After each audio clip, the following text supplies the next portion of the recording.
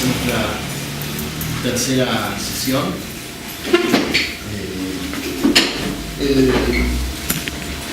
Pasamos estrictamente ahora al tema del cristianismo y nos encontramos con un tema un poquito ligeramente, solo ligeramente diferente al de ayer, y que yo quise conectar específicamente con Pitágoras, que fue nuestro tema de ayer. Yo creo que hasta ahora, en el hilo de nuestros temas, hemos tenido en primer lugar la idea de cómo acercarnos a leer un texto, cómo estudiar, y hemos insinuado dos métodos permanentemente, ¿no? Un método que yo denominaría, utilicé esa palabra porque es una palabra muy antigua que se utiliza, que suena extraña, pero es una palabra utilizada ya desde los autores antiguos, un método protréptico, que es un método pedagógico, el que conduce, el que protrepo en griego es tornar la vista hacia algo, el que lleva a que el que lee, el que estudia, lleve la atención hacia algo de una forma gradual y comience a estudiar un tema desde sus principios, yendo gradualmente, paso por paso, hasta que llega un punto en donde naturalmente hace falta un salto, pero en realidad se ha conducido gradualmente desde el comienzo, desde siendo un principiante y avanzando paulatinamente, ¿no? Este es un método. El otro método, del cual hemos hablado mucho porque nuestro tema es ocultismo, se trata de una interpretación menos literaria y más simbólica de la realidad, especialmente cuando uno trata de realidades muy profundas. Es un método que yo llamaría de inmersión. ¿Se acuerdan de este ejemplo que dimos? Bueno, que para nadar yo puedo optar por dos métodos. Primero bajo a la parte, me sumerjo en la parte baja, trato de aprender las brazadas, luego de a poco voy a entrarme en la parte honda, o el otro método de tirarme en la parte honda y ver qué pasa, con el riesgo de ahogarme.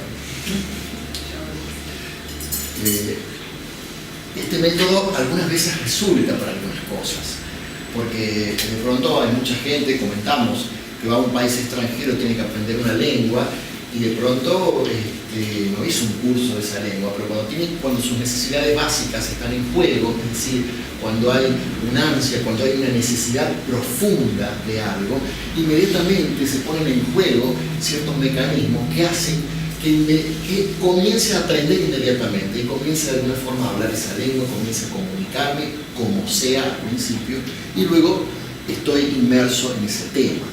Pero claro, para hacer esto implica llevar la mente, la concreta especialmente, estamos hablando de manas inferior, a un estado de cierta tensión en donde ya no puede pasarse más allá. Y en ese estado uno tiene que optar por o bien frustrarse o bien permitir que otra cosa aflore. Ya hemos hablado en nuestra primera charla, hemos presentado al hombre como una conciencia investida en vehículos, y el hombre verdadero, que es esa tríada Atma, Buddhi y Manas, que es el hombre verdadero, ¿no? Y que este principio Buddhi es el que justamente conecta con ese lado universal, total, completo del conocimiento, y que está dentro nuestro, que somos parte de nosotros mismos. Ahora bien, quizás para temas como este, el cristianismo haga falta, sea un poco difícil ir gradualmente, paso a paso, y uno lo puede observar en quienes han tratado este tema, llámese por ejemplo Isis Simbero, Blavatsky, que realmente hasta la misma Blavatsky se ve obligada a dar un montón de vueltas, porque es un tema un poco complejo, ¿no? Y es complejo porque a veces un tema que está tan inmerso, que es tan parte de nuestra cultura, a veces es difícil verlo objetivamente, porque es parte nuestra, de nuestra tradición. Y estoy hablando aún de quienes no practican la religión cristiana, o quienes no se dicen cristianos, porque esta es una cultura que está inmersa en preceptos, en principios y en paradigmas judeocristianos, es la cultura occidental. más allá de las creencias individuales. El tema es que nuestro propósito es descubrir que el primer paso sería descubrir que tras todas las religiones existe un lado oculto. Y siempre ha existido un lado oculto. Lamentablemente es más verdadera la aseveración de ha existido un lado oculto. Y quizás uno lamente la ausencia de ese lado oculto que es tan patente hoy en día. En uno de sus libros, Anivesa, se lamenta muchísimo de que los fervorosos estudiantes de religión no tengan acceso a ese lado más simbólico, más oculto, a esa gnosis de cada religión. Gnosis.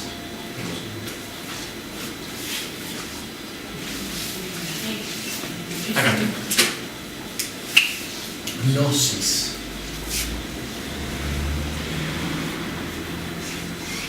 Gnosis, esta palabra, gnosis. ¿De dónde? ¿Qué palabra es esa? ¿Es utilizar, sí? ¿Se refiere al conocimiento? Sí, es de la raíz conocer, ¿no? Gnosis, es la raíz conocer. El tema es que he usado desde muy antiguo, y venido del verbo gnosco, que es conocer. Gnomai, yo conozco. La gnosis es aquello que se conoce. El tema es cómo se conoce. Es más que todo la costumbre de utilizar nombres griegos para hacer alusión a ciertos tipos específicos de conocimiento. Por otro lado, ¿quiénes eran los gnósticos? Bueno, los que conocían. A muchos se le dan de esa denominación y de diferente clase. Por eso hay que ser muy cuidadoso con el uso del término. Por ejemplo, San Clemente de Alejandría, un padre cristiano, habla directamente de los gnósticos. No se refiere a los gnósticos de la secta que ellos consideraban herejía. Se refiere al cristiano que logra el verdadero conocimiento. Como vamos a ver, los primeros cristianos estaban muy al tanto, estaban muy inmersos en este conocimiento antiguo, muy diferente a lo que pasó después. También el hecho de reconocer que existe un lado oculto de las religiones nos pone en contacto con ese lado simbólico y a su vez nos hace tomar conciencia que en el caso del cristianismo no ha constituido una ruptura con respecto al mundo antiguo como generalmente se cree. Está muy asentada la idea de que llegó el cristianismo y el mundo antiguo cambió para siempre y comenzó otra cosa totalmente diferente. Y no es tan así. Trataríamos de demostrar que no es tan así, ¿no? Ahora, de todas maneras, uno podría en primer lugar plantearse preguntas antes de entrar directamente en el tema. Por ejemplo, ¿cuál es el objeto de las religiones? ¿Qué objeto tiene una religión en la humanidad? Esta es una pregunta que Anivesa se hace en su libro Cristianismo Esotérico. Como primera instancia, y me parece un excelente punto de partida. Esto está directamente emparentado con esa conclusión nuestra de nuestra primera charla. Cuando nosotros nos preguntábamos ¿qué es verdaderamente conocer? La segunda pregunta que nos hicimos, ¿quién es el que conoce? Y la tercera pregunta que nos hicimos, ¿cuál es ese salto que es necesario dar?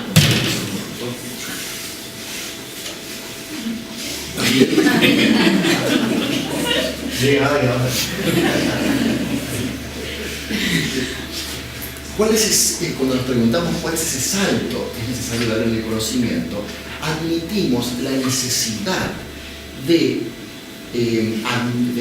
llegar a la conclusión de que existen quienes han hecho ese proceso ya, quienes han recorrido ese camino. Si no, ¿cómo tendríamos el modelo? Si justamente de eso se trata la historia humana, de los paradigmas que nos sientan que se quedan asentados como modelos para que los seguidores puedan seguir ese camino. El tema es que eso es una interpretación no muy dogmática y religiosa de la realidad. En general, el cristianismo nos ha acostumbrado a que hay ciertos personajes divinos que permanecen en la esfera divina y el mundo permanece, los seres humanos normales como nosotros, en una esfera de pecado, es que tenemos que más o menos redimir lo que podamos para merecernos un castigo o una especie de recompensa eterna. Cuando en realidad el hecho de admitir que existe un lado oculto en las religiones implica admitir que hay quienes están por detrás de la idea de esas religiones, quienes desean y proponen a la humanidad esta religión por motivos particulares. Esto revela la existencia de un plan evolutivo. Es decir, tenemos que admitir que existen aquellos quienes han llegado a esa otra orilla y, por lógica, admitimos también que forman una fraternidad. Nosotros observamos que quienes estamos en el mismo conocimiento naturalmente tendemos a hacer fraternidad. ¿Y qué más habremos de pensar de aquellos que han realmente despertado? ¿Cómo no pensar que entre ellos forman una fraternidad y que se ocupan específicamente de un servicio al mundo? Es como algo lógico de admitir y no creo que ninguna mente se va a resistir a eso. Que existe una fraternidad de hombres que han dejado de ser hombres, que han pasado a la otra orilla, que nosotros llamaríamos maestros, otros llamarían adeptos, que han pasado por cierto rigor de un aprendizaje, lo que denominaremos iniciación, y que se encuentran en un estadio capaces de aportar, como hablábamos ayer, al menos semillas, gérmenes de pensamiento que sirvan a la evolución de la humanidad. Es decir,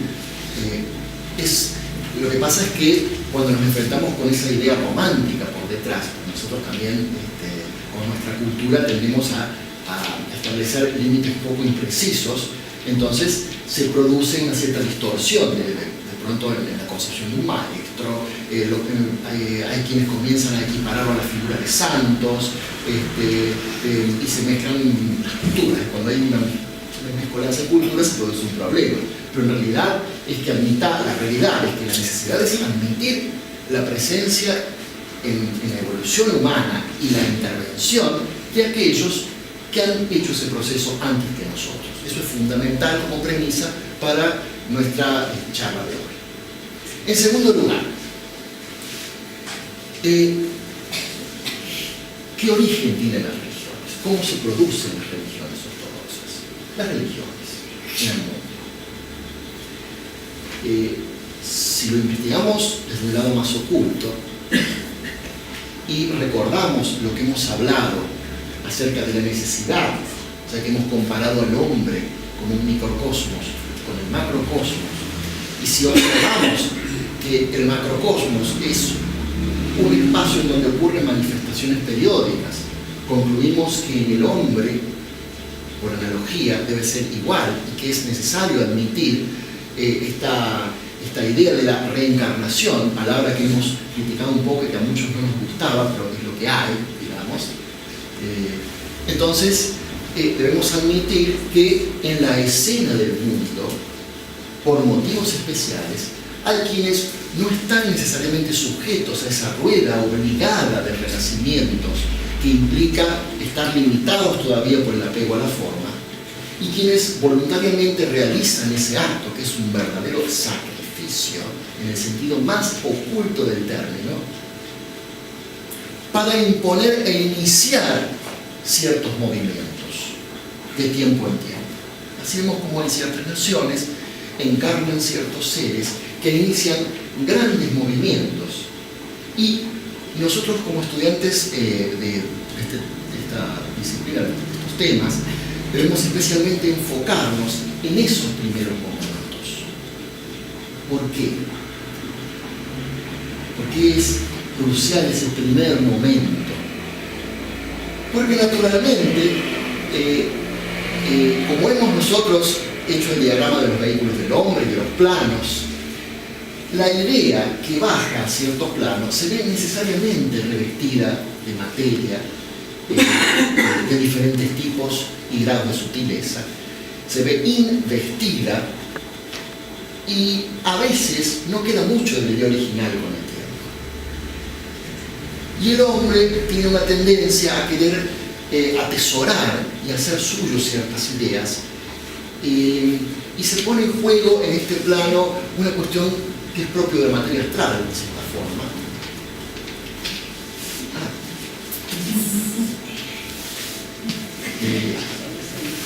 Pensé que era un deva que venía.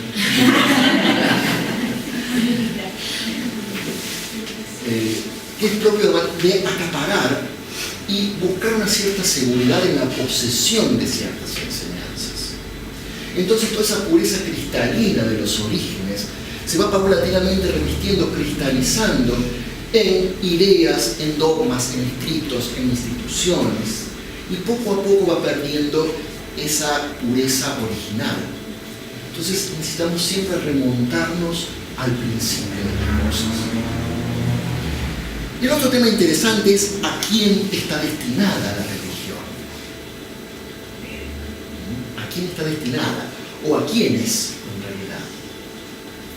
Porque si nosotros admitimos que en la religión hay un aspecto oculto, entonces debemos admitir que está destinada a diferentes tipos de personas en diferentes niveles.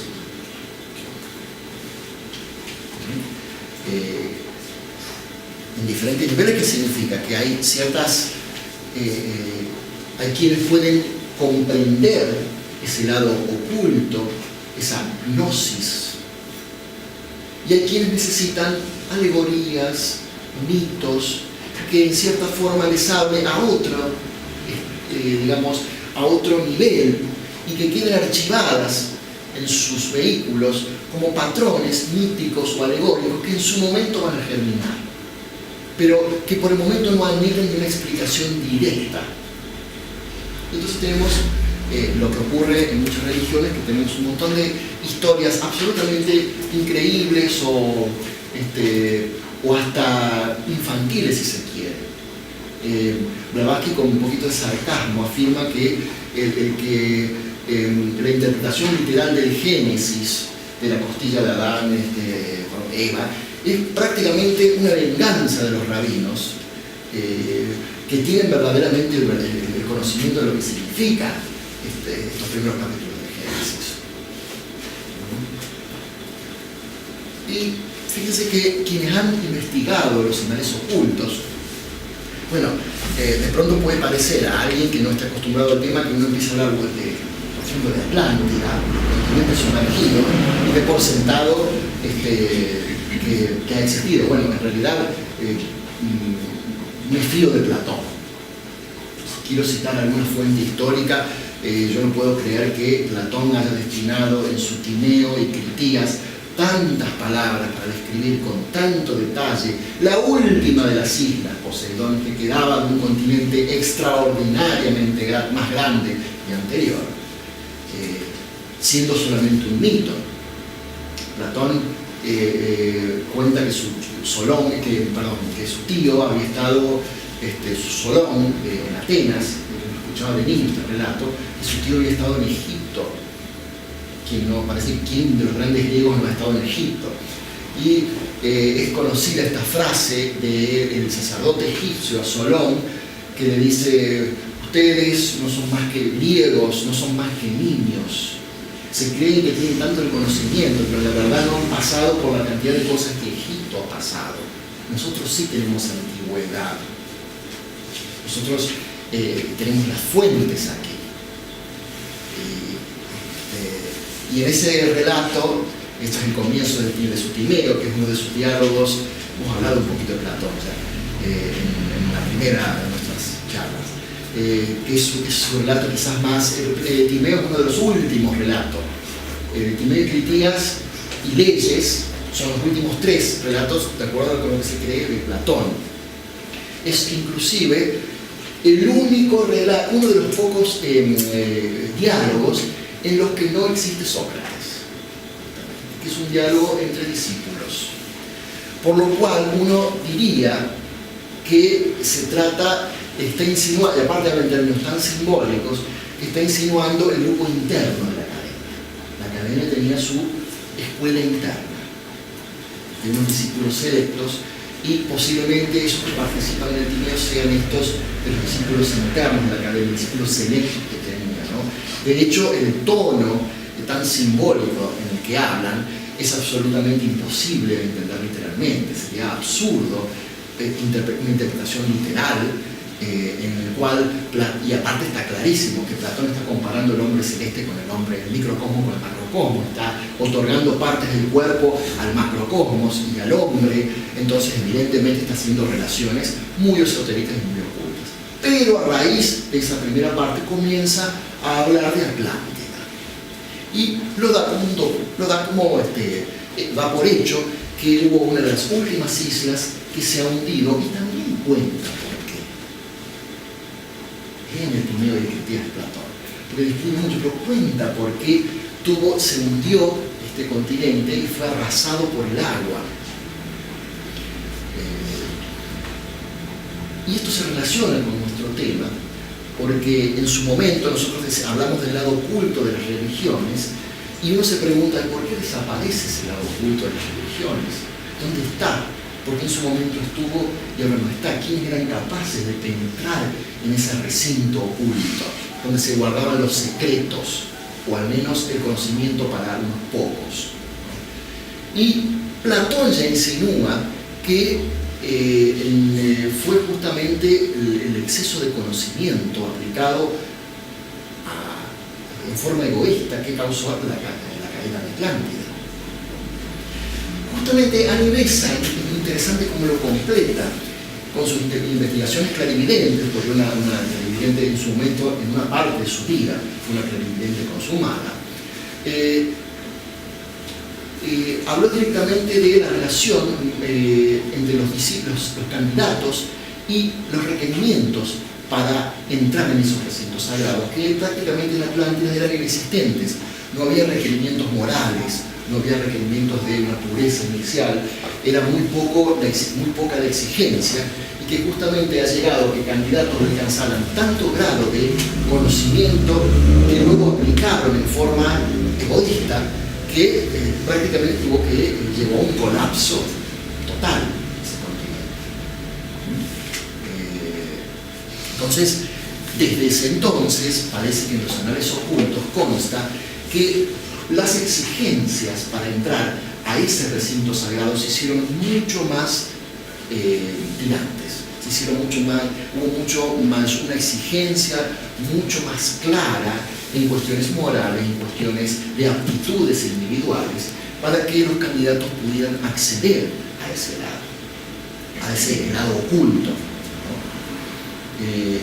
Estos instructores ya pusieron una condiciones mucho más exigentes, y evidentemente era claro que se necesitaba una explicación más directa para aquellos pocos que podían acceder a ese conocimiento, y se necesitaba también una explicación más de tipo mítico o alegórico para aquellos que estaban llamadas técnicamente en la periferia, es decir, aquellos que accedían desde el lado exotérico, ¿no? Eso, fíjense que, mal que le pese a la Iglesia, está en uno de los padres de la Iglesia, San Clemente de Alejandría.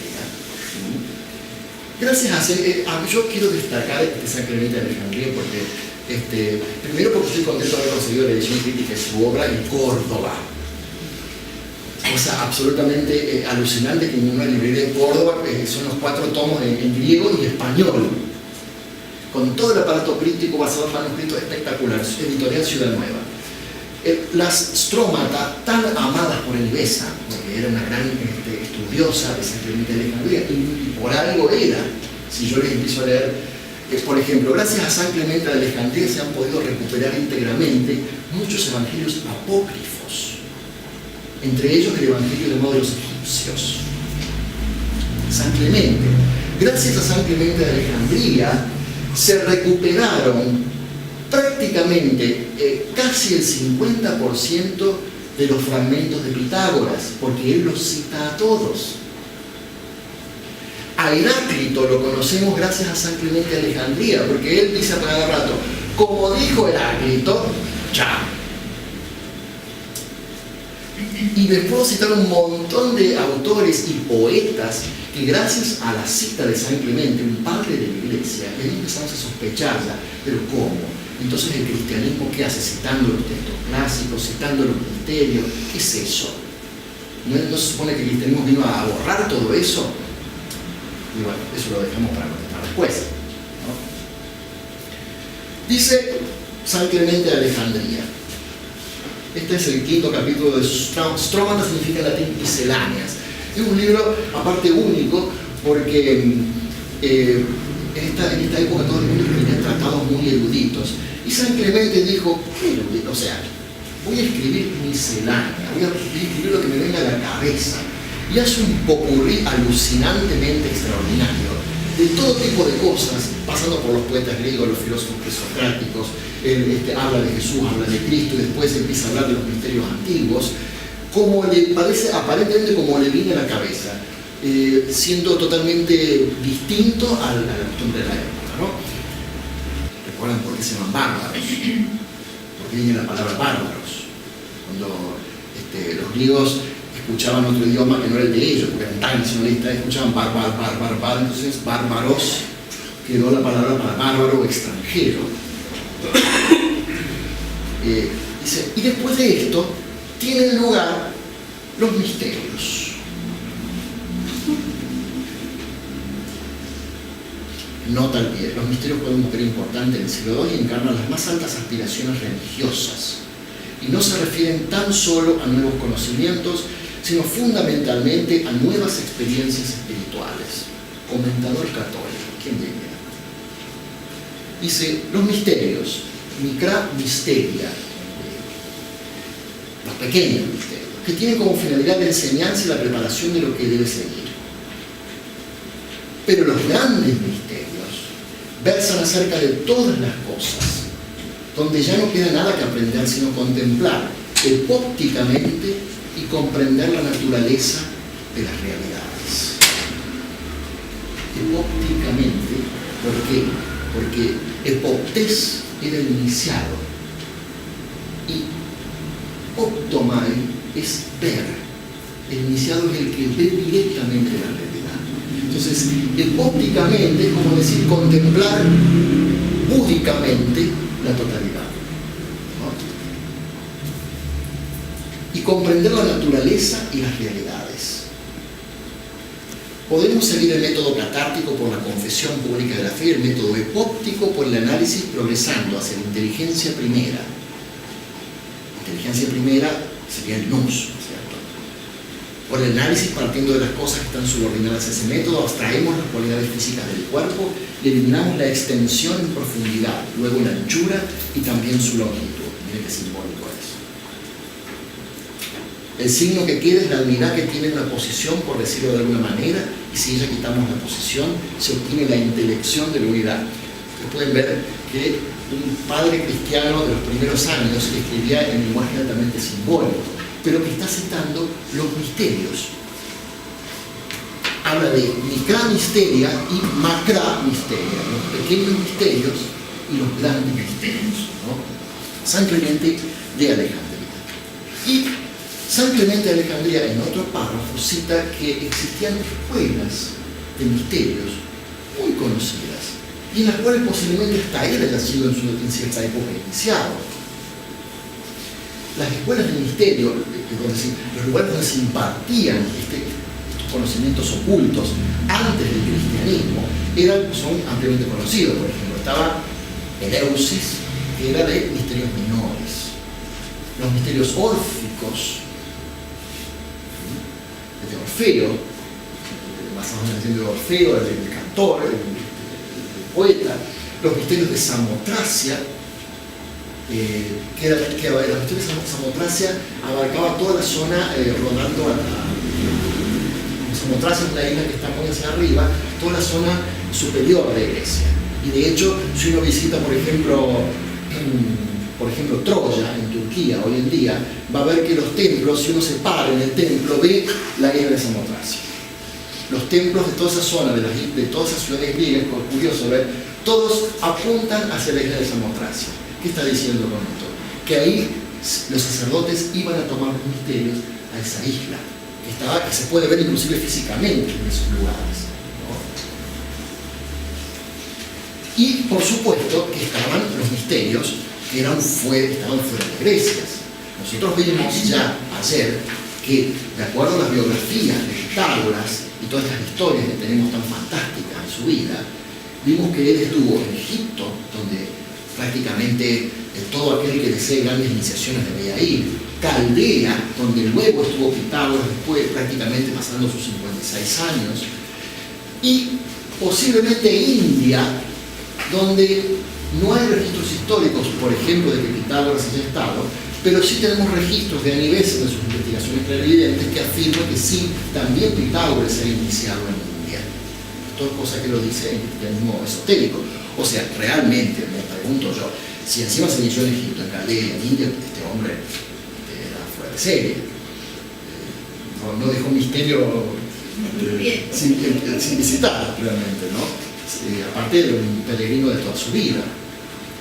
Fíjense que una de las principales obras del mundo antiguo, tan amadas por Aníbal, citadas mucho por Blavatsky en Isis sin velo, es sobre los misterios de Jámblico. Jámblico hace una descripción extraordinaria de cómo tenían lugar los misterios. Esta obra que, por ejemplo, Blavatsky recomienda mucho la traducción de Thomas Taylor, que era un señor que traducía del griego, que no era muy apreciado por los intelectuales, pero ella decía, traduce realmente el espíritu de lo que traduce. Y este cuenta cómo en los misterios, Jámblico cuenta, que habla del objeto de los misterios, y que Jámblico era experto en teurgia o magia. Teurgia, la palabrita teurgia, urgos, theos, Dios, urgos de ergo, obra, la obra, como decir, obra de Dios. Si yo lo digo en latín, queda horrible, porque significa otra cosa y es opus dei, que es otra cosa. Pero bueno, es un juego tramposo del idioma que mejor no. Pero él cuenta que durante los misterios se usaban invocaciones para invocar la presencia de los grandes seres, y que en estos misterios los grandes seres se manifestaban, ¿no? Y bueno, tenemos el registro también de Pitágoras. Fíjense, así como ayer yo tomé una de las biografías de Jámblico, por ejemplo, fíjense lo que dice Diógenes Laercio de Pitágoras. Dice: ya que Pitágoras como joven era devoto a la enseñanza, abandonó su país y se inició en los misterios griegos y bárbaros. Ya tenemos aquí que Diógenes Laercio es bien pro-griego, griegos y bárbaros, el resto son todos bárbaros. De acuerdo, él fue a Egipto, de acuerdo con eso, y en ocasión, una carta, etc. Después luego fue a Creta, en compañía de Epimenides, descendió a la caverna de Ea y en Egipto, entró en las partes más sagradas de sus templos, aprendió los más secretos misterios relativos a sus dioses. Luego retornó a Samos, encontrando su país bajo el absoluto dominio de tirano. Luego se fue a Crotone, en Italia. Y ahí fue donde estableció justamente Diógenes Laercio sigue después hablando de la transmigración de las almas, que era lo que enseñaba, lo que explicamos de metempsicosis, que enseñaba Pitágoras. Y ahí en Crotone, nosotros decimos Crotona, pero es Crotone, me dijo en italiano, el otro día, que hoy, aún hoy uno puede visitar en Crotone la escuela donde se llama Pitágoras. Tenía una escuela donde se dedicaba a impartir enseñanza, y se sabe ya divinamente, porque lo citan las biografías, que Pitágoras también tenía un grupo interno que él llamaba escuela interna. En esta escuela interna, en griego hairesis, es escuela, hairesis. En esta escuela interna había 3 grados, cuenta Diógenes Laercio. Primero, ¿cuál era el primero? ¿Recuerdan?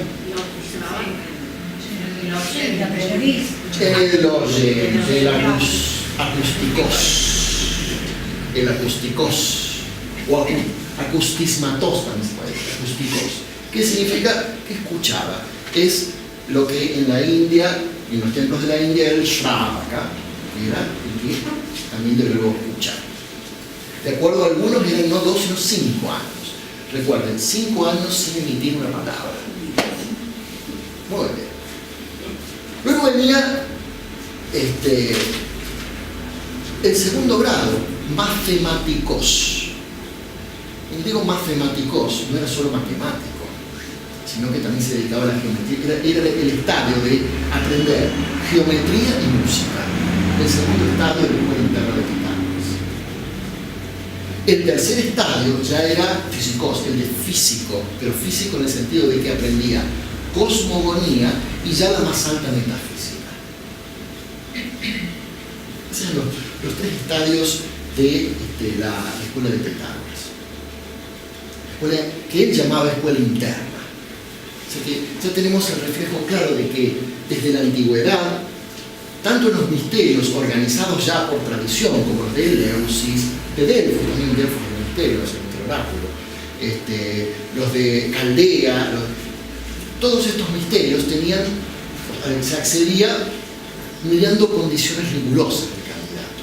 Y que tanto Platón como Pitágoras también tuvieron sus grupos internos, sus escuelas internas, y enseñaban de una manera a los que se encontraban en la periferia externa y de otra manera, mucho más, utilizando fraseología bíblica, dando carne a quienes se encontraban preparados para recibir. Cito Biblia, no hay que entrar con cara, ¿no? Claro.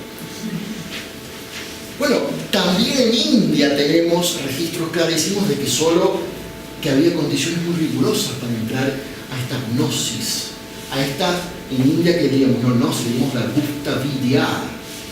Gupta en sánscrito es oculto, Gupta. Y Vidya es el conocimiento, Gupta Vidya es el conocimiento oculto, ¿no? Y cita una interesante cita del Katha Upanishad, el Katha Upanishad. Los Upanishadas son Upanishadas. Siempre se encuentran al final de los Vedas. ¿Cierto? Vedas, el más antiguo, el Rig Veda, Yajur Veda, Yajur es Veda, Atharvana Veda y Sama Veda son los 4 grandes Vedas. Al final de los Vedas se encuentran los Upanishadas, que son los escritos más profundos de la literatura, quizás los escritos más profundos de toda la literatura india. Y en los Upanishadas se encuentran estos famosos Shanti Mantras, Shanti Mantranis, que son estos mantras que uno conoce porque son muy conocidos. Uno de ellos es el Gayatri, otro es el muy conocido de Condúceme, Asatoma, Satgamaya, claro, que utilizan los pies del maestro. Y terminan todos con un cántico Shanti, Shanti, Shanti, paz, paz, paz. Pues son Shanti mantras. Y en el Katha Upanishad hay una cita extraordinaria que habla de una fraseología que es conocida para nosotros porque también está utilizada en la literatura oculta occidental. Habla del sendero del filo de la navaja. Sendero del filo de la navaja. Estoy hablando de 6.22 del Katha Upanishad.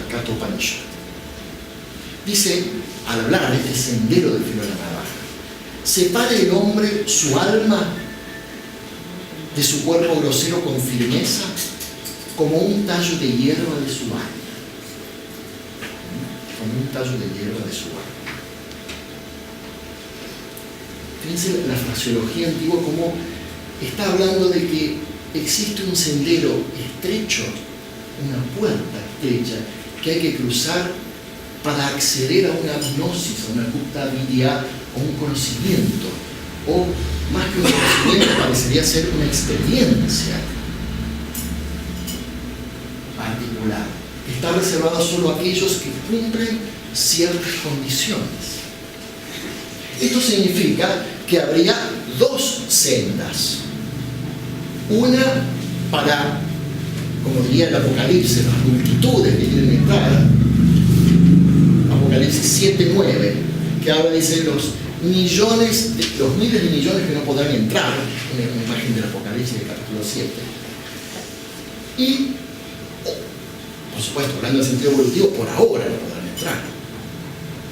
En el presente estado. Se supone que hay una corriente humana que camina por un sendero fácil y largo, y existen quienes intentan, a veces con fracasos, a veces con éxito, de penetrar estos recintos sagrados. La historia humana está llena de estos ejemplos, de aquellos que lo han intentado.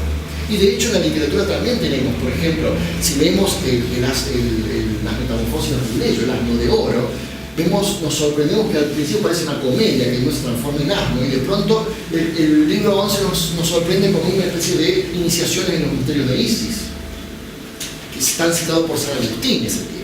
O el libro de Apolonio de Tiana, que viajó a la India a tomar iniciaciones. La literatura antigua está llena de ejemplos de viajeros que han ido en busca de ese conocimiento secreto, de esas iniciaciones. Ahora, lo que nos tocaría justamente es intentar explorar el cristianismo desde ese lado, ¿no? Ahora, ¿cuáles son los problemas con que nos enfrentamos al explorar el cristianismo de este lado? Bueno, el problema de los testimonios. Uno está acostumbrado a considerar la Biblia como algo dado por hecho, la realidad es que la Biblia no es un testimonio histórico, y por muchas razones. Primero, porque las escrituras con que contamos, primero que las escrituras que figuran en la Biblia, o sea, los textos que figuran en la Biblia, son un 10% de los textos cristianos que había en la época, y que nos cuentan solamente una parte de la historia. Por otro lado, Blavatsky ya afirmó en su momento, vuelvo a lo que dije de Isis sin velo, que nadie le presta atención, y resulta que ahora nadie dice Blavatsky ya lo dijo. Blavatsky ya denunció el Evangelio de San Juan, lo escribió Juan, el de Mateo no lo escribió Mateo, lo escribieron los apóstoles. Fueron escritores posteriores y anónimos que han escrito esos evangelios. Y hoy en día, inclusive ciertas ediciones de Oxford de los evangelios, especialmente las que están en griego, prácticamente algunas ponen en más tardías ciertos pasajes que son espurios. Por ejemplo, ¿qué pasaje es espurio en Marcos, por ejemplo? 9:12. Y curiosidad, empieza a hablar del infierno y empieza la bastardilla. ¿Por qué? Porque es un agregado posterior, el medioevo. El infierno como tal no existió en la iglesia primitiva, el concepto de infierno. Así como tampoco existió ciertos conceptos como por ejemplo la atribución de ciertos rasgos a María Magdalena y la sincretización en una figura cuando en realidad hay varias Marías Magdalenas distintas en los textos. Son aparte muy posteriores y todos cuentan historias distintas y algunas muy románticas, por cierto, porque los evangelios fueron escritos 75, 90, 100 años después de que pasó todo. Está datado ya eso. Ningún evangelio fue escrito inmediatamente, se produjo todo este evento de la crucifixión, la resurrección, etc. Entonces, dada la naturaleza heterogénea de las fuentes con que contamos, no son tomadas como testimonios históricos, y de hecho no hay testimonios arqueológicos tampoco. Hoy en día se acepta que existió un Cristo histórico, una figura histórica, por diferentes motivos, pero no porque sean testimonios arqueológicos de eso. Eso, lejos de complicarnos, nos ayuda en la interpretación simbólica. Por otro lado, los primeros padres estuvieron todos muy conscientes porque habían sido iniciados en los misterios paganos también, previamente. Y no se asusten por el título pagano. Pagano no significa nada malo. Pagano significa previo que no era cristiano. En esa época era un término muy normal utilizado lo que no era cristiano. Lo que no era cristiano era pagano. Más o menos como los gentiles son los que no son judíos, ¿no? Un término, un calificativo muy normal. Ahora, ¿y quién determinó cuáles eran los textos que se van a tener en cuenta? Y hubo un montón de circunstancias. Porque por la época, hoy en día, no solamente que ya descubrió Blavatsky y cita un montón de textos que cuentan historias diferentes.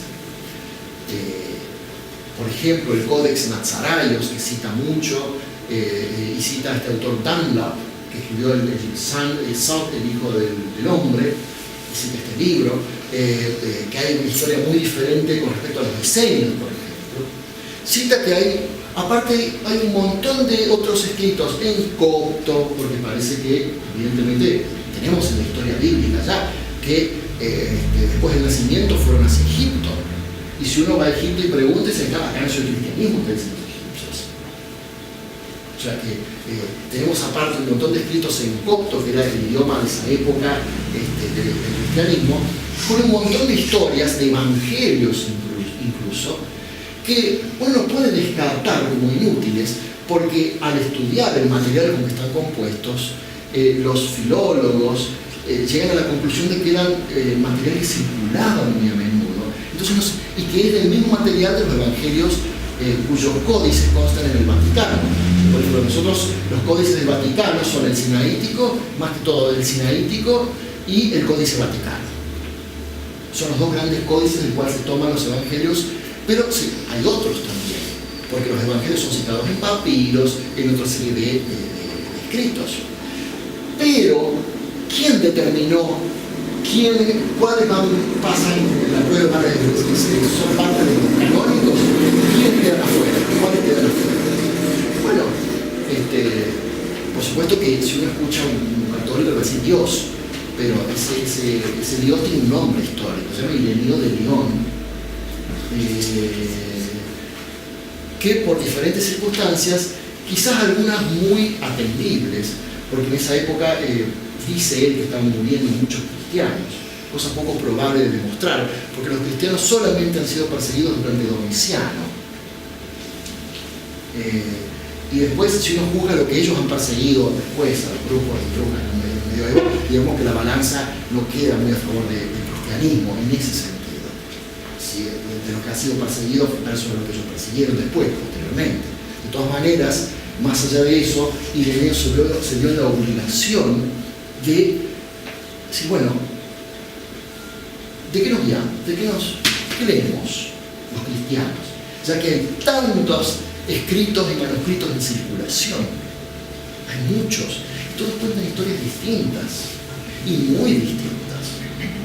Por ejemplo, uno de los manuscritos que ha sido un dolor de cabeza ha sido uno de los últimos que se han descubierto, un evangelio llamado el Evangelio de Judas, en donde prácticamente se describe al personaje de Judas como el predilecto y el que tuvo que hacer el sacrificio de hacer el trabajo más desagradable, y que a su vez hay otra nota, escoria, que dice que en realidad el que fue crucificado fue Judas y Cristo se casó y tuvo hijos. Hay un montón de historias que cuentan un montón que uno se explica por qué fueron dejadas aparte por otro lado.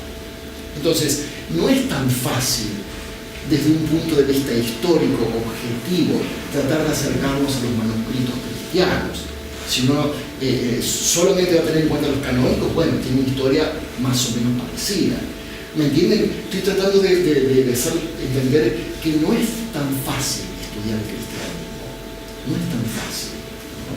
Porque uno, en sentido de rigor histórico, no puede dejar pasar ciertos escritos que tienen valor por diferentes motivos, ¿no? Y ese es el problema con los testimonios cristianos. Estos testimonios han quedado en muchas partes de bibliotecas de Europa. ¿Y quién decidió? Ireneo de León, que dijo, bueno, estos 4 evangelios. Si yo les digo la razón, y estoy con esto citando a ese invento, no es mía la razón, es de Blavatsky, basado en los 4 puntos cardinales. Si hay 4 puntos cardinales, tiene que haber 4 evangelios. Está bien, no es tan absurdo como eso. Hay toda una historia cultural atrás de eso. Es que para los antiguos, los vientos tenían un significado muy simbólico, los puntos cardinales. Eso uno lo puede ver en muchos ritos de los pueblos antiguos, en donde hasta, bueno, me acuerdo del Bharata Samaj, que es un rito hindú que se reza en diario en el templo hindú, también tiene esta cuestión de saludar a los 4 puntos cardinales, el tema de los 4 elementos, etc. Hay unas cuestiones bastante ocultas por medio. Pero lo cierto es que llegó a la conclusión Ireneo de León que son justamente esos 4 evangelios los que tenían que pasar a ser escritos canónicos, para que vean que hubo manos humanas que estuvieron decidiendo qué escritos han de ser leídos y qué escritos no han de ser leídos. El tema es que uno dice, ¿por qué? Bueno, edición de Evangelios Apócrifos, qué linda edición, tiene griego o copto de este lado, castellano de inglés, esto es inglés de este lado, ¿no? Se compra por internet, no está en este. Miren, por ejemplo, lo que dice este evangelio, que de acuerdo al comentario de la introducción, es un evangelio que estaba en circulación, porque el material del papiro era un material muy caro, vamos a decirlo, caro en el sentido de que costaba mucho, en consecuencia, costaba mucho, era porque les interesaba tenerlo en la biblioteca y se leía. Esa es la conclusión histórica, ¿no? O sea, no es un evangelio que escribió un don nadie, que se inspiró de pronto y quiso hacer algo diferente. Me refiero a eso, ¿no es cierto? Porque la historia debe estar llena de esos casos. Pero los filólogos son capaces de detectar cosas idiosincráticas y aisladas y aquello que realmente estaba en boga y circulaba. Dice, por ejemplo, el Evangelio de acuerdo a Tomás. Estos son los dichos ocultos que el Jesús viviente habló y que Didymus Judas Tomás escribió. Dice, quien encuentre la interpretación oculta y verdadera de estas palabras no saboreará la muerte.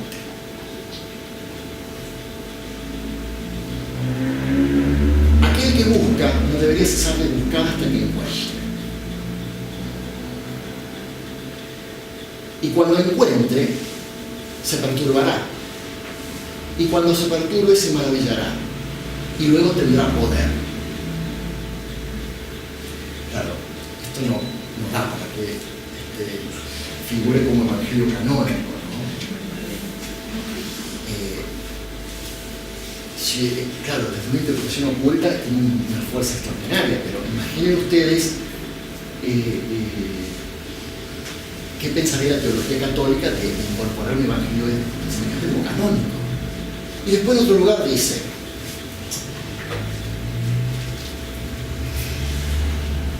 quien despierte, bueno, no sé la traducción, pero trato de, quien despierte aquello que está adentro, eso lo salvará. Quien no lo despierte, aquello que está adentro, eso mismo lo destruirá.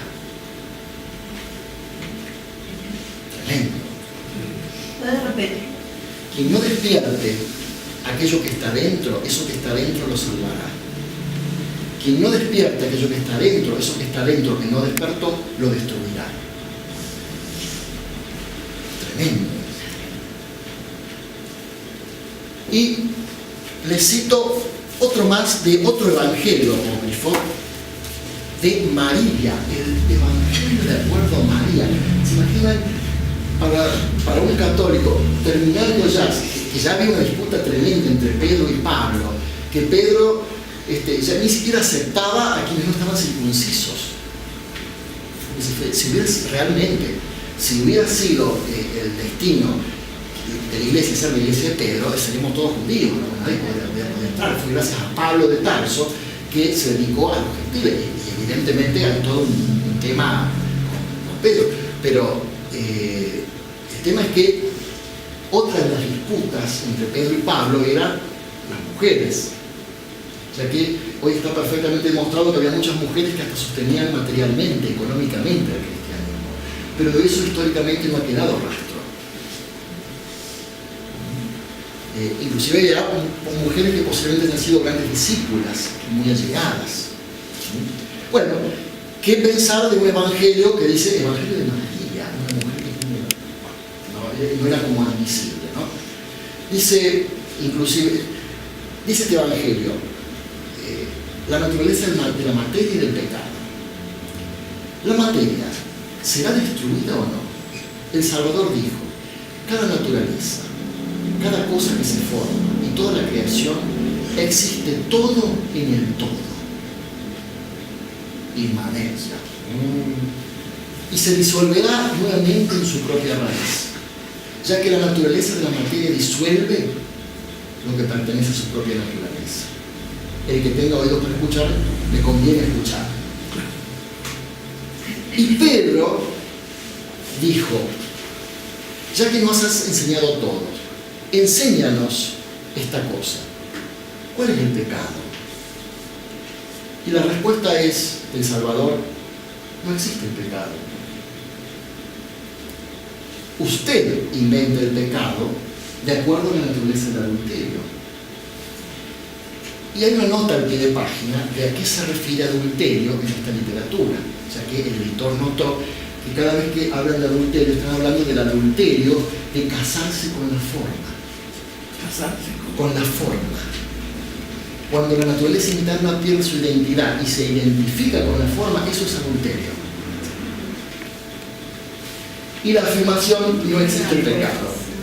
Ustedes pueden comprender que un evangelio como este, por más que tenga todas, digamos, no puede abrirse paso hacia un evangelio canónico, ¿no? Con lo cual, ¿no es cierto?, llegamos a ver qué dice Blavatsky de todo esto, porque esto está muy interesante plantearse qué dice Blavatsky de todo esto. Pero vamos a un corte.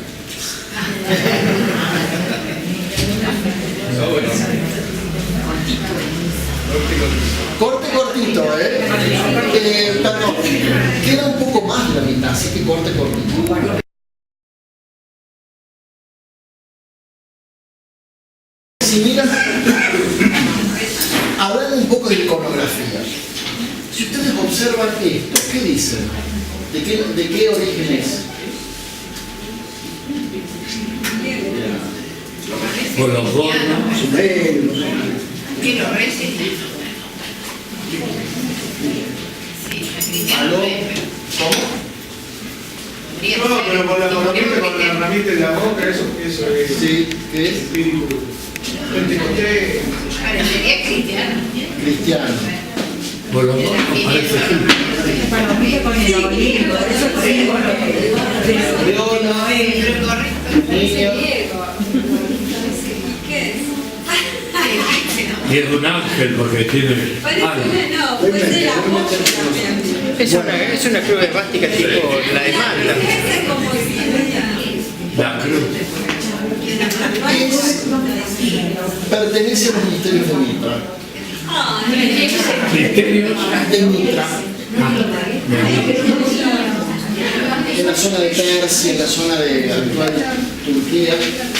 Y si uno observa eso, ¿qué ve? Cristianismo. La cruz, el niño, la paloma, la estrella y el sol. Es un símbolo que vamos a tener muy en cuenta de ver más. Pero ahí vemos todo este cine, ¿no? Con el cristianismo y cómo nos podemos confundir bastante. ¿Pero y qué significa ahí en los misterios de Mitra eso del niño? Vamos a ir a eso.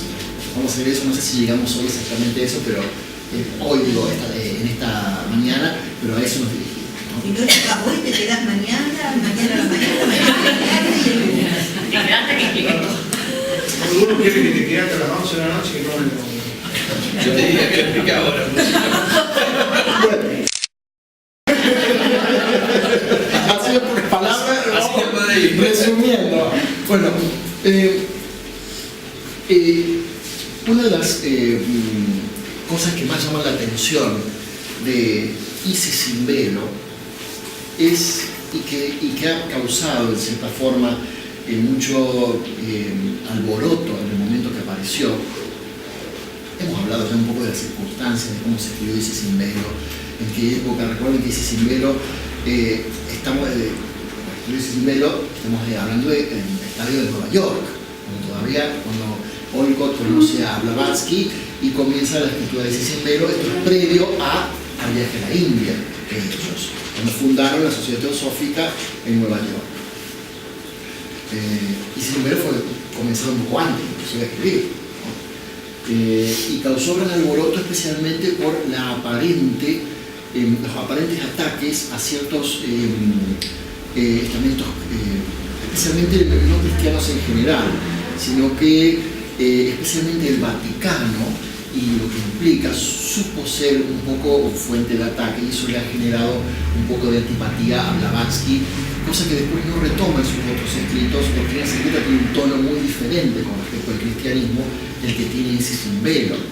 Ella aclara en su prefacio, lo dice muy claramente, que ella no tiene ningún problema con una persona honesta y genuinamente religiosa que cultiva su fe. Su problema es otro, y se lo pueden imaginar. No es justamente con el devoto sincero. Ahora bien, Isis sin velo es una monumental obra que quizás en su primer volumen resulte a nosotros un poquito más sálida, porque ella discute las cuestiones científicas, habla de la gente de la época, intercambia sobre fenómenos de manifestaciones, de materializaciones, cosas que estaban en boga, discusiones que estaban en boga en la época. En lo personal me interesa mucho más el volumen número 2, que trata sobre una cuestión religiosa y que hay datos muy ricos en historia antigua, en historia de las religiones, ¿no? Especialmente en el segundo volumen. Este segundo volumen, que trata muy especialmente el tema del cristianismo, en su segundo capítulo, bueno, el primer capítulo es muy interesante porque pasa revista a un montón de actitudes, de apariciones de los santos, de los encubrimientos del Vaticano, revela ciertos ritos en que se vio envuelto mucha gente del Vaticano, pero en fin, no es intención ahora de esta charla de entrar o ni siquiera abundar en eso. El tema es que cuando trata el cristianismo específicamente lo relativo a este personaje, Jesús de Nazaret, es el segundo capítulo, y que comienza el capítulo citando San Clemente de Alejandría, como suele hacer Blavatsky, que se lamenta mucho de que una persona tan inspirada e inteligente como San Clemente de pronto hable de los misterios y de pronto le dé con un cambio a los misterios. Entonces, como que claro, en un momento dice lo que dijo recién acerca de los pequeños y grandes misterios, y después, por ejemplo, dice otra afirmación en su protéptico, cacata misteria, es decir, los misterios son como una fuente de maldad.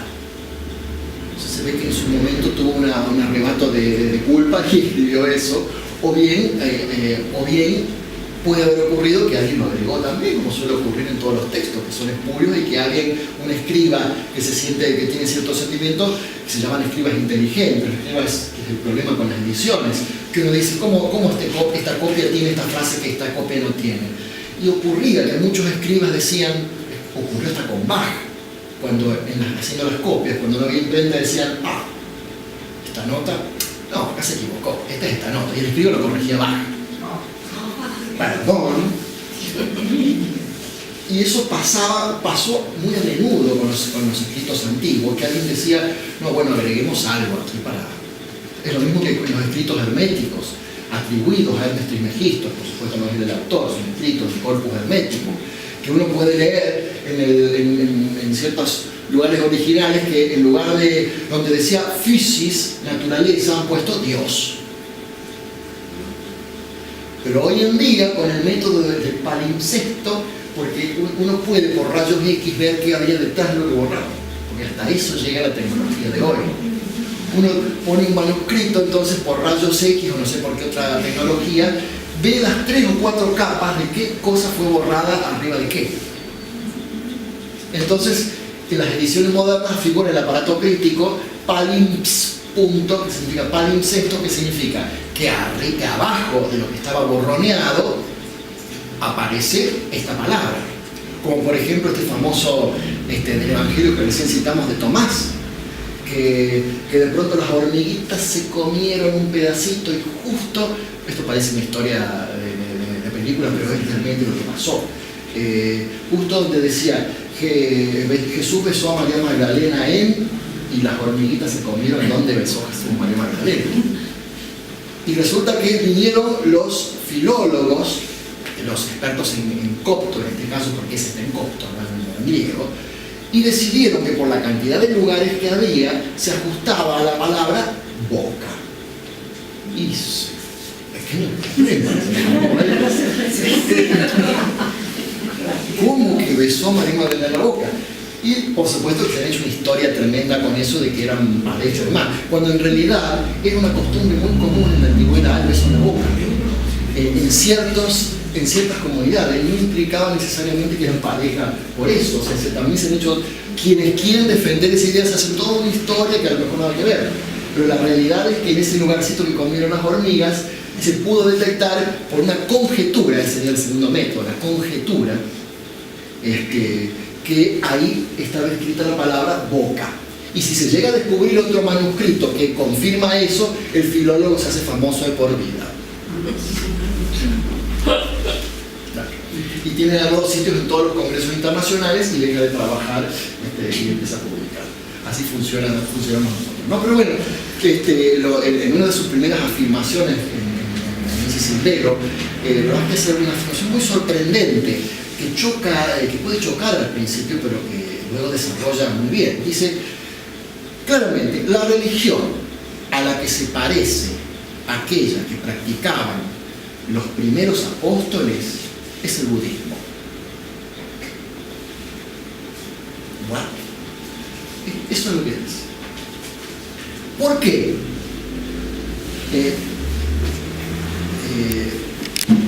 Recuerdo una afirmación de por qué en las cartas de las Galmas ellos decían que se afirman los adeptos ser budistas, porque en realidad en el budismo uno no tiene un Dios que adorar, uno simplemente honra la memoria de aquel que se iluminó porque quiere seguir ese camino. Es un concepto totalmente diferente de la religión ortodoxa, otra religión ortodoxa. Buda no es alguien a quien adorar, es alguien que llegó a donde uno quiere llegar tarde o temprano. En consecuencia se honra su memoria, es otro concepto de religión. Y ella cita 3 principios por los cuales esto es veraz. Primero, que creían en que todas cosas había una serie de leyes, de causas naturales de las cosas en el universo, causa y efecto. Segundo, que la virtud personal trae premio, trae recompensa. Punto. No dijo paraíso ni nada, recompensa. Y tercero, que el hombre en este mundo se encuentra en un estado probatorio. Que el pasaje del hombre en este mundo es probatorio para, ¿no?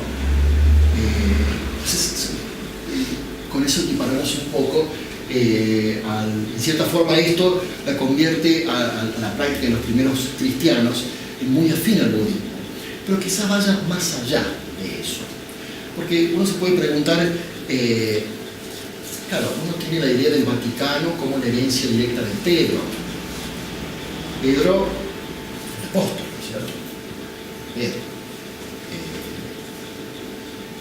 ¿A quién se dice que fue? ¿Quién es el Papa? El sucesor de Pedro. Teóricamente el sucesor de Pedro. La verdad que demuestra que no es así, y cita y da citas históricas y documentos muy, muy claros, porque dice que, primero que en la época donde ocurrió el supuesto martirio de Pedro en Roma, Pedro no pudo haber estado en Roma. Estaba en Babilonia porque justamente las cartas que él escribió fueron fechadas en una fecha que estaba en Babilonia. Entonces no puede haber estado en 2 lugares al mismo tiempo. En consecuencia, no pudo haber estado en Roma.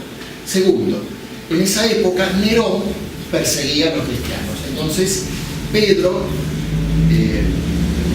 a quien la que atribuye una cualidad no muy heroica, dice que no puede haber estado en Roma, ni se hubiera animado a ir a Roma. Inclusive lo califica de cabalista. ¿De qué? Como califica de cabalista. Ah, sí, sí. Con la palabra. Sí, y de otras cosas también, pero... y por otro lado, argumenta en contra de lo que es esa famosa silla del Vaticano, que al final, si uno analiza de cerca esa silla, se veía que no era la genuina, que pertenecía a misterios, escuelas de misterios que habían estado en ese lugar previamente. Bueno, es todo un tema ese, pero no podemos abundar en eso justamente ahora. Pero el hecho es que el cristianismo que hemos recibido no es el cristianismo de Pedro, sino los grupos de Pedro fueron dispersos se dispersaron en Jerusalén, pero ¿quién fue el que realmente agrupó a los gentiles? Pablo. Eso Pablo de Tarso, fue quien, después de largas discusiones del primer concilio de Jerusalén, en donde se reunieron y decidieron que, bueno, los documentos de la iglesia dice que amigablemente decidieron que Pedro se queda con los judíos y Pablo se encarga de predicar a los gentiles. Los registros históricos dicen que volaron sillas. Y que hubo discusiones bastante amargas. Por ejemplo, cuando llegó Pedro y vio a Pablo que comía con gentiles y Pedro se indignó y dice: ¿cómo puede ser que vos estés sentado comiendo con quienes no son judíos? Con lo cual nos alerta de que, bueno, ojo, el cristianismo en su principio fue una secta judía. Estamos hablando de que nació dentro del judaísmo, no era una cosa aparte del judaísmo. Y en ese momento, Judea en Roma, la religión judía en Roma, estaba vista bien y mal, porque en realidad los romanos no es que masacraron a todos los pueblos. Los romanos lo que querían era que paguen el tributo y que les den hombres para la guerra. Después, y que cumplan con sus deberes cívicos de adorar al Zeus capitalino y al emperador. Si vos haces eso, adorá a quien quiera en tu caso. Esa era un poco la política romana. Es más, eso se puede leer muy bien en un libro de Paul Johnston, Historia del Cristianismo, que es muy objetivo. Él dice que, claro, mientras no haya escándalo, hasta uno podría hasta desafiar a Roma. Si uno se mantenía dentro de un criterio discreto, hablaba de cosas, de conocimientos no permitidos, no le pasaba nada. Ahora, el momento en donde había disturbio público, lo crucificaban. Realmente lo que no querían los romanos era que haya problemas. Luego, una vez que pasaba eso, se adormecía otra vez todo, y bueno, en realidad el fondo no era el problema con la ideología. Roma lo que conquistaba tratando de que cada pueblo quede con su idiosincrasia. No es que quiera defender a Roma en absoluto, no se confunda. Pero no es cierto que avanzaba, masacraba y dominaba. Primero, antes de la guerra, tenían los lictores que venían a decir: bueno, a ver, hagamos trato. Vos te quedás si querés acá en el gobierno, pero vos vas a mandar a Roma tanta plata y tantos hombres para el ejército. Con eso arreglamos. Y vos después, acá en tu provincia, adorá a quien quieras, haz lo que quieras, siempre y cuando cumplas con eso. Eso es el imperio romano. Eso, claro, en Judea, en cierta forma, en su principio no molestó tanto, pero después hubo un montón de disturbios con el tema del templo de Jerusalén, en la época de Adriano, luego hubo tremendos disturbios, y bueno, llegó un momento en donde aparecieron esta secta dentro del judaísmo que nos iba a permitir adorar a los dioses romanos y encima ser monoteístas. Y ahí fue el problema con el cristianismo, ¿no? Y ahí comienzan justamente las persecuciones, porque los romanos no pueden admitir que no cumplan sus deberes cívicos y se decidan solamente adorar a su Dios. Era un poco una cuestión cultural también. Ahora, en el caso de Pedro, según Isicimero, aclara, era de la secta de los nazarenos. La palabra nazarenos, parece que hay una gran confusión en la cual no nos podemos detener ahora, pero sí parece que fue instituida esta esta escuela, por Jesús mismo, y parece que ellos creían en la expulsión de los demonios por encantamiento y tenían ceremonias y procesos de curación mágicos. Ahora, aparentemente, Nazar, por ejemplo, en hebreo, si te hablaba aquí, significa persona al servicio de Dios, el que está consagrado al servicio de Dios. Por lo tanto, no se puede saber hasta qué punto era realmente una secta, un calificativo, o estaban hablando de los consagrados al servicio de Dios, ya que encima hay unas cuestiones lingüísticas con Zoroastro que hacen sospechar a Blavatsky que Nazar y Nazaradas, Zoroastro son la misma palabra, con lo cual concluye que podría haber este mismo grupo de gente también en Babilonia y no pertenecer exclusivamente a Judea. Mientras tanto, sí podría ser una secta que se apartó de los esenios. Y los esenios, estos curadores que moraban en las orillas del Mar Muerto, podrían ser, de acuerdo a la opinión de Blavatsky, emigrantes budistas. Así de simple. Y ya tenemos una conexión bastante rara e interesante del budismo, de los primeros budistas y los primeros esenios, porque al examinar un poco sus costumbres, su modo de vida monástico, su retiro, Blavatsky pone en una seria posibilidad, en seria alternativa, que hayan sido en un principio inmigrantes budistas. Ahora, inclusive hay en uno de los códices que Blavatsky cita, el códice Nazaraios, dice: Jesús es el Nebu, destructor de la vieja religión. Y ella dice: Nebo es el planeta Mercurio en hebreo, y a su vez Buda es el nombre del planeta Mercurio en sánscrito. Los budistas, la doctrina budista, y encima hay un escrito latino que dice: Cristo es Mercurio, que se llama Fortalicium Fide. O sea que evidentemente tenemos hasta testimonios escritos de que hay una relación, por este lado astrológica que habría que explorar, entre el budismo y los primeros esenios, ¿no? Es algo bastante curioso, si se quiere.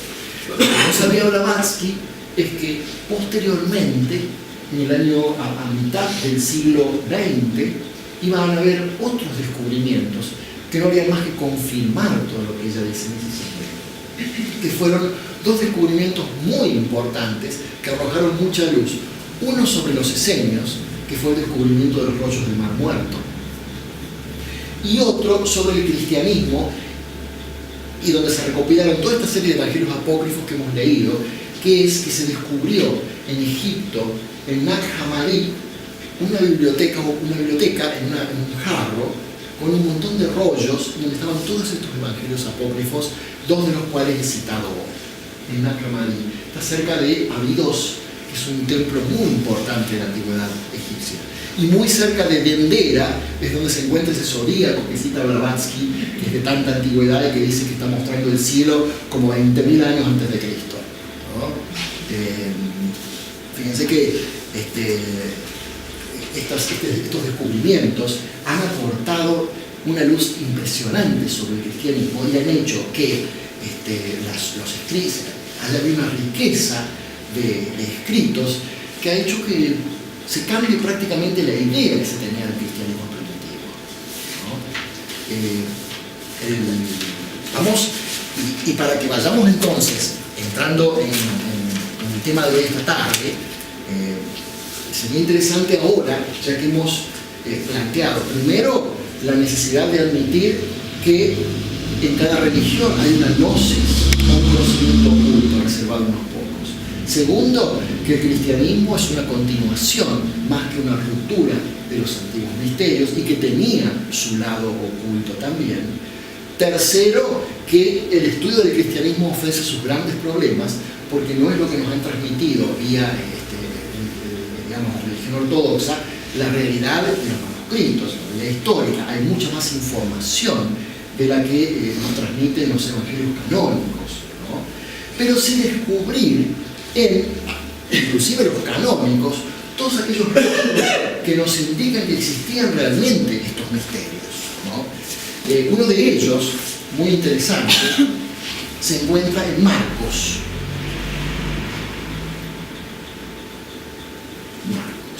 Marcos 4:10. Dice, donde habla de por qué estaban motivadas las parábolas, dice: y cuando se quedó a solas, los que se hallaban con él, junto con los 12, le preguntaban acerca de las parábolas. Y les decía: a vosotros os ha sido comunicado el misterio del reino de Dios. Mas a aquellos de afuera se les presenta todo en parábolas, a fin de que mirando miren y no vean, y oyendo oigan y no entiendan, no sea que se conviertan y se les perdone.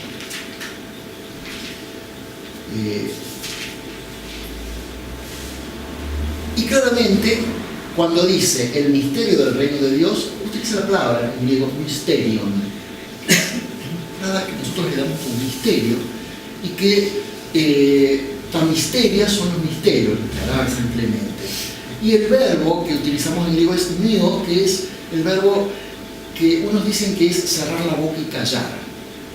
Otros dicen, una interpretación más moderna, dice que se refería a cerrar los ojos cuando uno ve la luz de frente y no la soporta. Cuando uno cierra los ojos, entornar los ojos, entornar la boca, callarse ante la contemplación de la verdad, justamente, ¿no? La contemplación de la luz que está cegando. Es una muy interesante. Fíjense que aquí estamos hablando ya de que claramente un grupo interno recibía una enseñanza y un grupo externo recibía otro tipo de enseñanza. Y de hecho esto está confirmado con otros textos que muy interesantemente cita Blavatsky, ya la Pistis Sophia, un escrito gnóstico,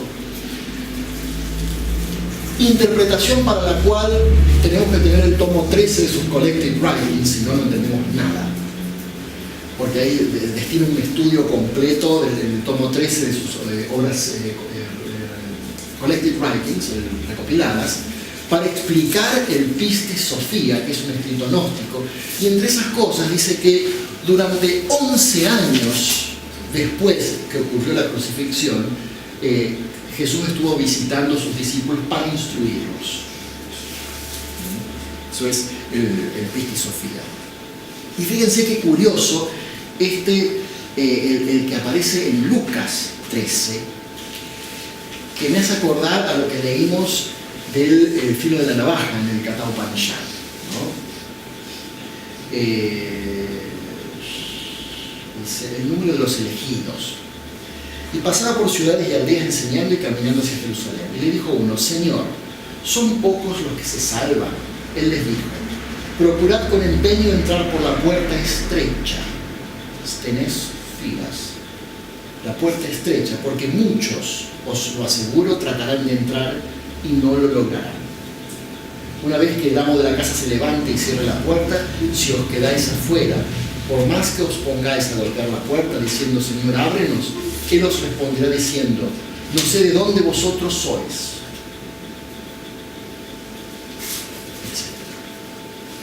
Vamos, otra vez la imagen de la puerta estrecha por donde se entra, ¿no? Y aquí ya nos estamos acercando a un concepto a lo que queremos llegar, que es a qué nos referimos entonces con esto de iniciación. Porque San Pablo también él mismo declaraba antes haber sido iniciado en los misterios paganos. En la literatura teosófica también encontramos un montón de explicaciones. Bueno, recuerdo, si uno lee, por ejemplo, Maestros y el Sendero de Leadbeater, lo lee desde un punto de vista mucho más moderno, siendo lo que implica una iniciación en la vida interna de un candidato. Pero el tema es que al que queremos llegar es que justamente la vida de los grandes avatares muestran un proceso simbólico, porque de pronto nosotros podemos criticar o no estar de acuerdo con la presencia, con la existencia histórica de un Cristo. De hecho, Ari Besser en sus estudios clarividentes dice que la figura histórica de Cristo es un sincretismo de 3 personas que han nacido en diferentes etapas. Otros, como comentamos recién aquí, dudan siquiera que ha estado crucificado y que nunca fue crucificado, y que quizás uno puede también hasta sospechar, decir, bueno, el entorno de la crucifixión, inclusive los textos de los mismos evangelios canónicos en esa parte se vuelven un poco confusos, a tal punto que encontramos en ciertos lugares cosas que evidentemente revelan que han sido sacadas del texto. Uno de ellos es, por ejemplo, cuando en el Evangelio de, creo que es de San Juan, cuando habla de Lázaro, que de pronto vemos que el texto cita a alguien que sale corriendo desnudo por un jardín. ¿De dónde salió ese que sale corriendo por un jardín? O sea, ¿de dónde vino? Tiene que haber una parte de una historia que falta acá. Y de golpe San Clemente de Alejandría, en una de sus cartas en griego, cita y le dice a otro: por favor no reveles el Evangelio de Juan completo. Como si fuera que San Clemente estuviera diciendo: dejemos como están las cosas, no hay cosas que no hay que saber. O sea que, evidentemente, lo que nosotros ni siquiera los evangelios canónicos, lo que hemos recibido ha sido todo lo que había. Y lo mismo en todo lo que rodea a la crucifixión y el sepulcro.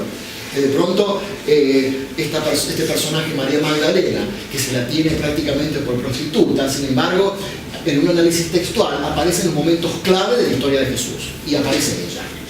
En el momento donde se corrió la piedra no había ninguno, pero ¿quién estaba? María Magdalena, que algunos interpretan como distintos personajes de María Magdalena que le lavó los pies y a otra María Magdalena, pero ese es otro problema textual. Ven que no es tan fácil la cuestión de la interpretación de los evangelios. Y tampoco es fácil determinar con certeza, ya que no hay cuestiones arqueológicas concretas, de que existió una figura que se llama Cristo históricamente hablando.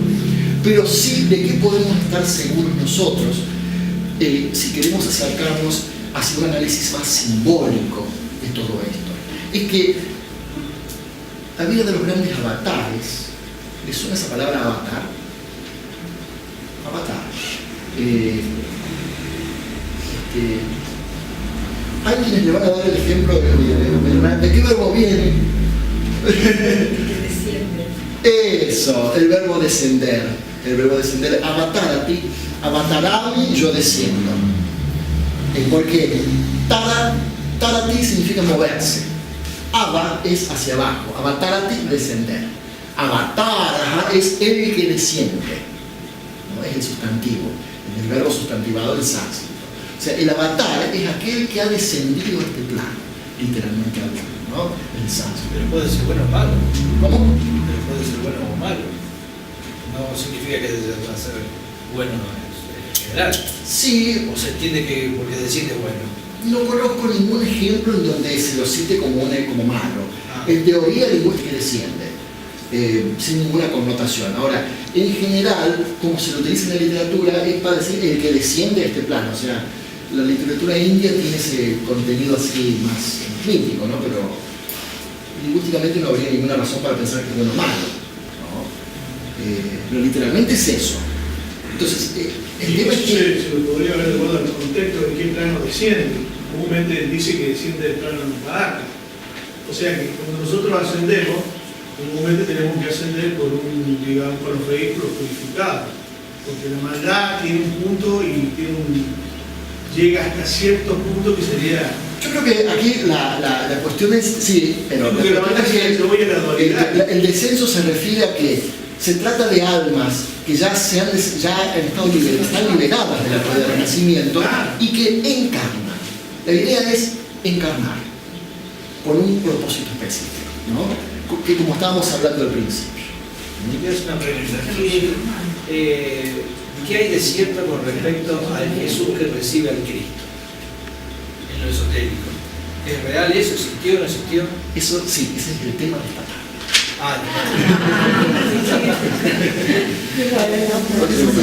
No quiero ser, lo que pasa es que si tenemos una superpoblación de temas se vuelve, quiero sentar estas bases ahora y vamos a hablar de ese tratado, ¿no?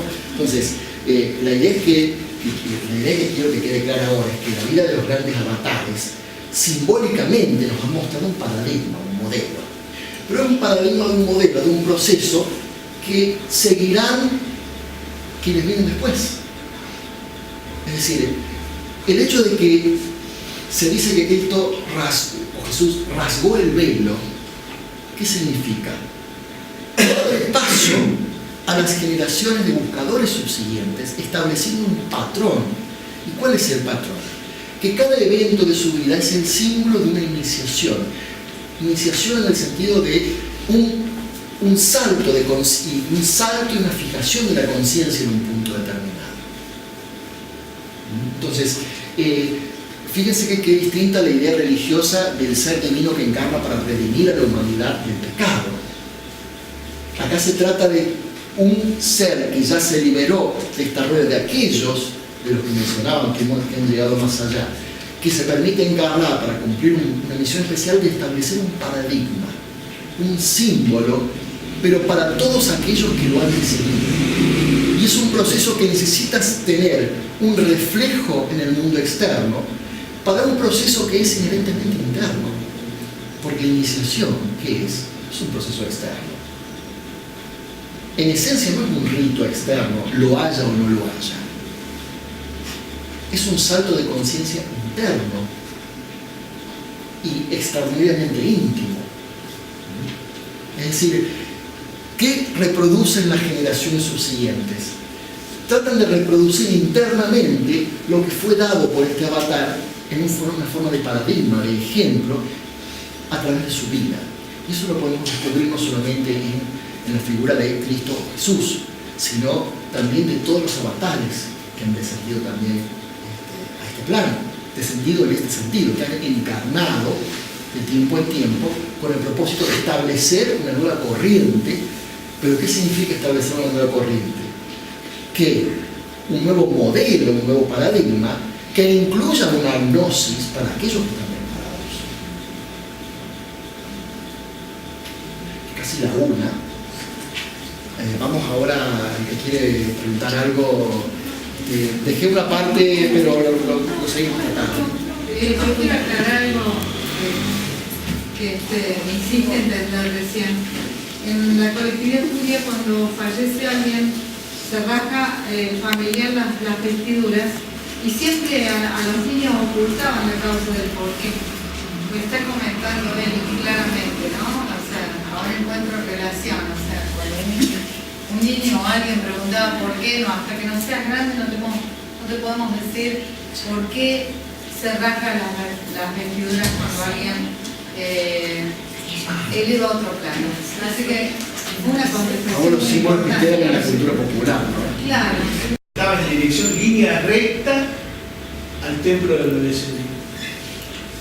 Ese otro que lo descubrieron, es una teoría, no es Todos algo. los templos de la antigüedad tenían orientaciones, en general, en relativo a otros templos, a ciertas estrellas, porque se suponía que naciese, se esperaba que cierta estrella naciera en cierto momento del año por la puerta. Es decir, todos estaban orientados de alguna forma o de otra. Es difícil encontrar uno que no esté orientado.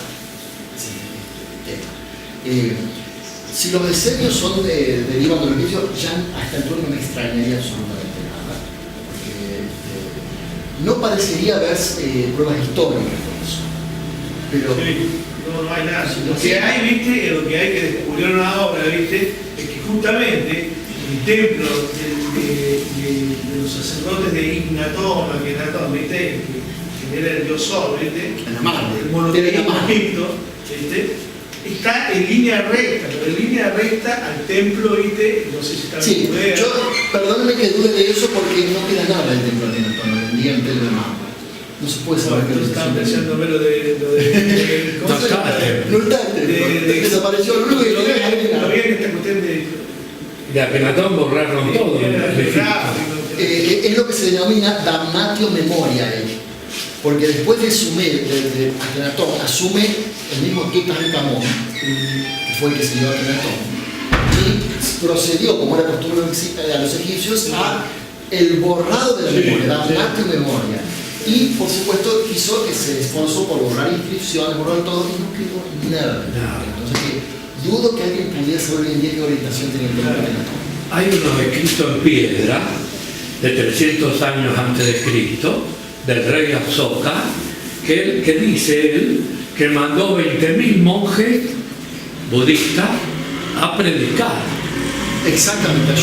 Y entonces se puede suponer muy bien que los esenios eran una comunidad budista. Exactamente. Porque, ¿qué hacen 20.000 monjes? ¿Dónde van a ir? Si el mundo poblado era Roma. Así es. Entonces Cristo sería el Señor de luz de los esenios. Entonces hay